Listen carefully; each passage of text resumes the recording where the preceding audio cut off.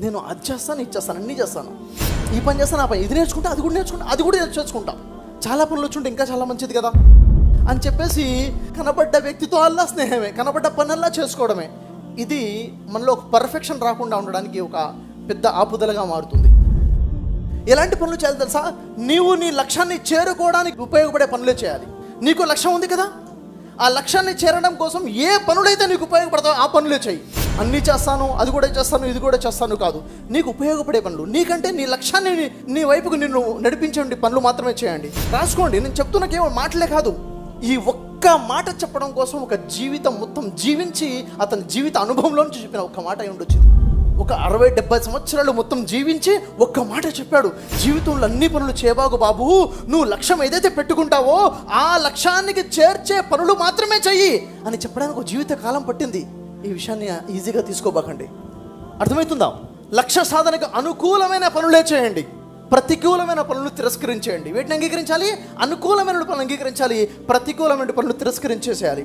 ఉదాహరణ చూడండి, చాలాసార్లు నేను ఫ్లైట్ ప్రయాణం చేసే అవకాశం వచ్చింది. దాదాపు 100కి పైగా సార్లుగా నేను ప్రయాణం చేస్తాను ప్రోగ్రామ్స్ కోసం. అయితే ఫ్లైట్ ఎగిరే ముందు, టేకాఫ్ అయ్యే ముందు కొన్నిసార్లు టేకాఫ్ టయానికి అవ్వదు. ఎందుకు అవ్వట్లేదు, ఎందుకు ఫ్లై అవ్వట్లేదు అంటే అప్పుడప్పుడు రీజన్ ఏంటంటే ఫ్లైట్ ఎంతైతే హెవీగా ఉండాలో, లోడ్ ఎంతైతే ఉండాలో ఓవర్లోడ్ అయింది. ఏం చేస్తారు? అలాగే ఫ్లై చేసే ప్రయత్నం చేయరు. ఏం చేస్తారు? ఆపేసి దాంట్లో వేస్ట్గా ఏదైతే మెటీరియల్ ఉందో, ఏదైతే డంప్ చేయగలుగుతారో దాంట్లోంచి ఎక్స్ట్రా లగేజ్ దించేస్తారు. దించిన తర్వాతనే అప్పుడు అది టేకాఫ్ అవుతుంది, అది పైకి ఎగురుతుంది. మీరు కూడా మీ జీవితంలో టేకాఫ్ అయ్యి ముందుకు వెళ్ళాలనుకుంటున్నారా? ఎత్తైన స్థాయికి ఎదగాలనుకుంటున్నారా? ఈ అనవసరమైన వేస్టేజ్ ఏవైతే ఉన్నాయో ఆ పనులు వదిలేయండి. అవి పెట్టుకుని మీరు ఎత్తుగా ఎగరలేరు.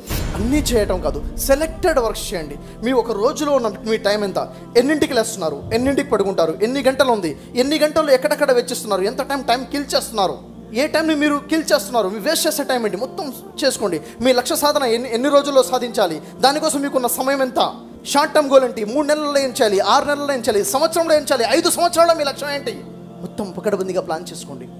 ఇవన్నీ చేసిన వాడే చరిత్రలు సృష్టిస్తాడు, గెలుపుని సాధిస్తాడు. కరోనా క్రైసిస్లో చాలా మంది వ్యాపారాలు పడిపోయాయి. ఎలా మళ్ళీ కోలుకోవాలో అర్థం కాని పరిస్థితుల్లో, లాసెస్లో ఉన్న వాళ్ళు ధైర్యం కూడా చేయలేటువంటి పరిస్థితిలో లేదు.